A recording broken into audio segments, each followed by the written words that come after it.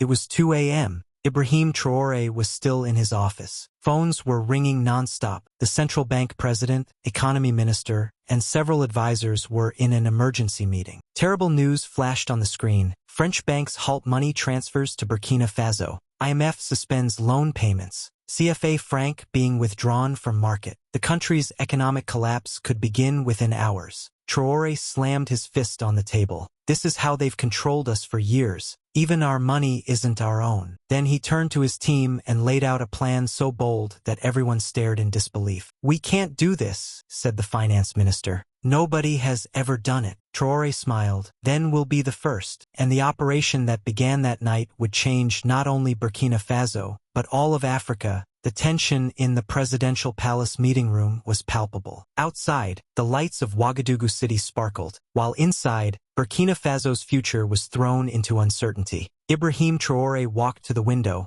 hands clasped behind his back, looking out with thoughtful eyes. How much reserves do we have? He asked without turning from the city. Dr. Amina Konate, the central bank president, looked at her file. Officially $400 million, but most of it is held in accounts in Paris. We can't access it now. And gold? Asked Traoré. We have 78 tons of registered gold reserves, but Dr. Konate hesitated. That too is in France. Traoré completed with a bitter smile. I understand. Economy Minister Ousmane Sonko shifted uncomfortably in his chair. Mr. President, you need to understand the seriousness of the situation. You're threatening to leave the West African Economic Union. Rejecting the CFA franc is economic suicide. Suicide? Traoré turned, fire in his eyes. Or liberation? Tell me, Sonko, how can we be an independent country when we can't even print our own money? The CFA franc, the last chain of colonization. Sonko spread his hands. All of Africa uses this system.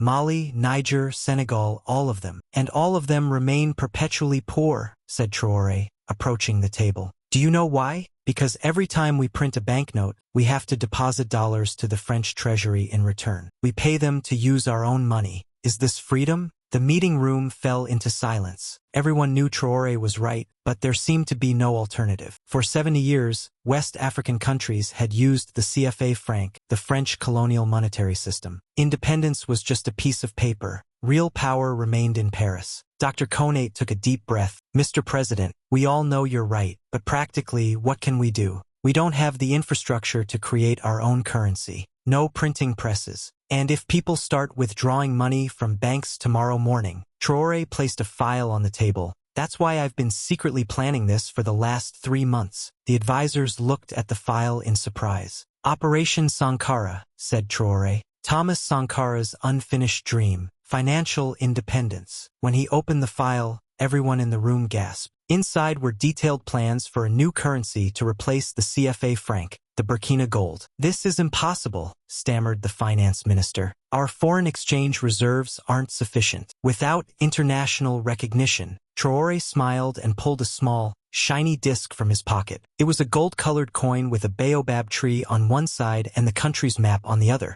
Prototype of the Burkina gold, he said. Made from 100% domestic gold. Extracted from our own mines, processed on our own soil. But Dr. Konate searched for words. Foreign companies control our mines. They monitor our gold exports. Traoré's eyes gleamed. Not anymore. The economy minister jumped to his feet. You nationalized the gold mines? When? Officially tomorrow morning, said Traoré calmly. But the operation began 3 hours ago. The army is now taking control of all mines. French and American company executives are being politely escorted to the border. Those in the room looked at each other in astonishment. The move was bold, dangerous, but also clever. What about boycotts? Sanctions? Asked Dr. Konate. The West will do everything to crush us. Of course they will, Traoré confirmed. They'll want to punish us, but to punish us, they first need access to us. And this is where the second phase comes in. He pressed a button and a world map appeared on the screen. Certain countries were marked: Russia, China, Iran, Turkey, India, Brazil. For the past 6 months, we've made secret agreements with these countries, said Traoré. Direct trade with their own currencies, bypassing the dollar or euro.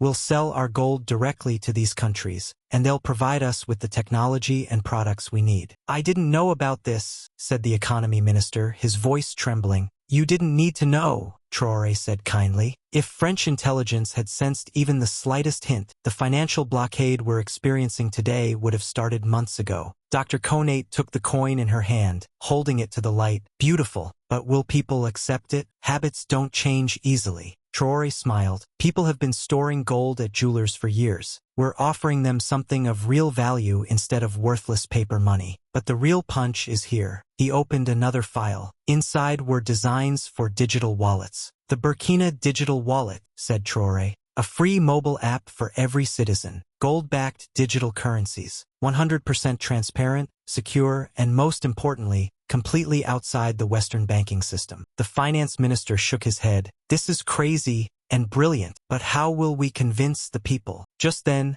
Traoré's assistant entered the room. Mr. President, the connection is ready. Traoré turned to his team. Convince the people? Let me show you. The large screen came on. On screen were leaders from 5 different African countries: Mali, Niger, Guinea, Togo, and Benin. Presidents, said Traoré. I believe we've all received the same news. The West has pulled its economic weapon again. But this time we're prepared. I want to share our plan. 2 hours later, when the meeting ended, there was a new energy in the room. Fear had given way to determination. Ibrahim Traoré looked at his advisors. Dawn is coming, he said. Not just in Ouagadougou, but across Africa. Dr. Konate closed her laptop. Will you make the announcement to the people tomorrow morning? Traoré shook his head. No, I'll do it now. People should know the truth before they go to the bank. They should feel pride, not panic. His request for an emergency broadcast to the national television station was approved within minutes. As the team prepared, Traoré examined the prototype in his hand one last time. The gold coin gleamed under the morning sun. Thomas Sankara, he whispered, as if addressing the ghost of the revolutionary leader. Today we complete your unfinished work. At 6:30 a.m., as the people of Burkina Faso were preparing their breakfasts, they were surprised to see President Traoré on their televisions. He stood in his military uniform, calm but determined. People of Burkina Faso, he began, I appear before you in these early hours to make an important announcement. Last night, French banks and Western financial institutions launched an economic war against our country. They cut off our access to our money. They stopped transfers. They canceled loans. In homes, cafes, and on street screens, people looked at each other with concern. You know why they did this, Traoré continued. Because we want our independence. Because we demand control of our resources. Because we say that Burkina Faso belongs to the Burkinabe. The camera zoomed in on the gold coin he held in his hand. From today, we stop using the colonial currency, the CFA franc. We start using our own money, the Burkina gold, a currency backed by 100% domestic gold, carrying real value. Then he held up his mobile phone,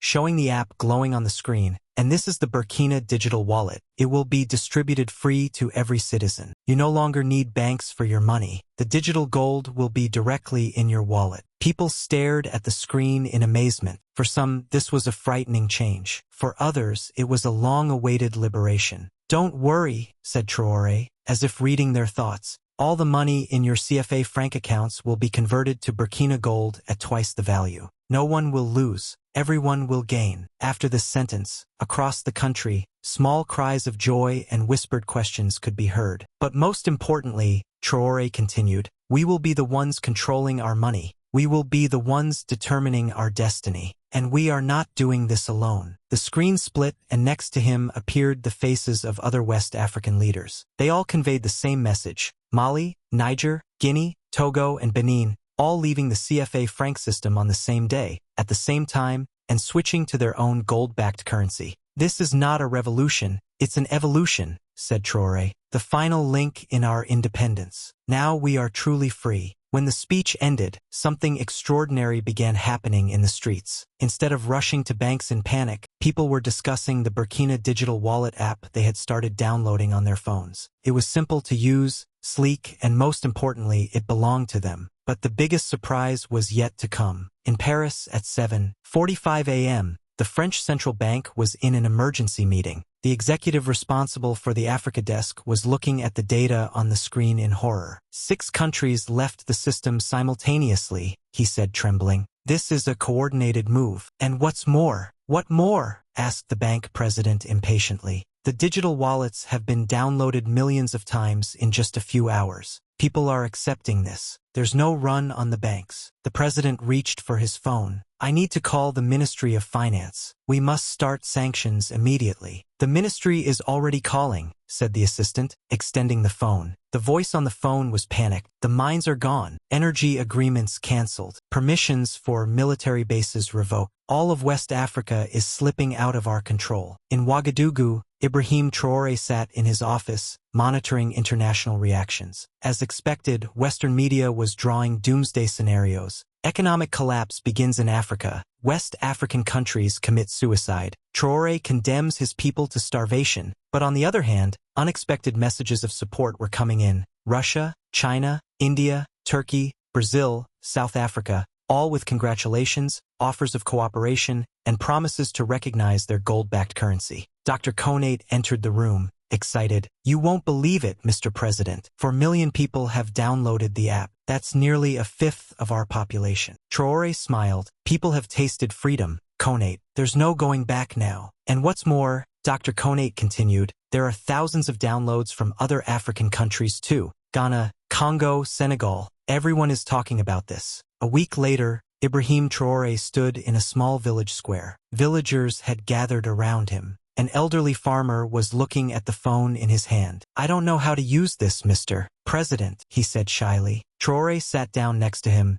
Let me show you, he said gently. Look, when you press this button, your wallet opens. Here you can see how many Burkina golds you have. The old man's eyes lit up. This is the real value of my money? Yes, father, said Traoré. And no one can take it from you. Can't freeze your bank account, can't stop transfers. This is your freedom. The villager pressed the mobile phone to his chest. For the first time, he said with a trembling voice, I feel like my money is safe with me. This simple sentence confirmed the importance of what Traoré had done. This wasn't just an economic move. It was a psychological liberation. IMF and World Bank analysts had predicted that Burkina Faso wouldn't last for weeks. A month passed, and the economy was still standing. 2 months passed, and trade volume began to increase. 3 months later, Ibrahim Traoré was invited to the BRICS summit. At the meeting in Moscow, world leaders listened carefully to Traoré. The gold standard was abandoned 50 years ago, said the Russian leader. You're bringing it back. This is quite interesting. We haven't gone back to the past, Traoré replied. We're going to the future. Digital gold, a currency backed by our own resources. This is next-generation independence. The Chinese leader leaned forward. Your digital wallet technology is impressive. It could offer an alternative model for the global financial system. After the summit, the agreements Traoré signed for his country created panic in the Western press. Direct energy and military agreements with Russia, technology and infrastructure projects with China, medicine and agriculture cooperation with India, food security programs with Brazil, industry and education partnerships with Turkey. Western newspaper headlines were alarming. Burkina Faso moving away from the West, Traoré's dangerous game. But Traoré just smiled as he flew back to his country. We're not moving away from the West, he told Dr. Konate. We're just moving closer to the whole world. We no longer have a single master. We have many partners. On his phone, the Burkina digital wallet app glowed. The statistics were impressive. 12 million active users, 2 million daily transactions across 6 countries, 0 downtime, 0 hacks. 6 months passed. West Africa's gold-backed currency evolved into the African gold. 14 African countries joined the system. The old colonial currency, the CFA franc, faded into the pages of history. Ibrahim Traoré was now seen not just as a country leader, but as a pioneer of a continental movement. One morning, at the opening of the new Central Bank of Burkina Faso building, Traoré stood at the podium behind magnificent gold-plated doors. The country's gold reserves, reclaimed from the West, were securely stored. Today, we're not just opening a building, he told the crowd. We're opening a new page in our history. Once our gold was kept in foreign vaults. Now it's here, on our own soil, under our own control. As the crowd applauded, a woman in the back rows was crying. She was Thomas Sankara's wife, the widow of Burkina Faso's revolutionary leader, the visionary killed in a coup in 1987. He would have loved to see this, she said, shaking Traoré's hand. Financial independence was his greatest dream. We're bringing his vision to life, said Traoré. But the only reason we can do this is because of the seeds he planted. Outside the city, at the newly established Burkina Technology Center, young engineers were working. They were developing a new version of the digital wallet app, empowered with blockchain technology, energy efficient, and most importantly, entirely designed and coded by Africans.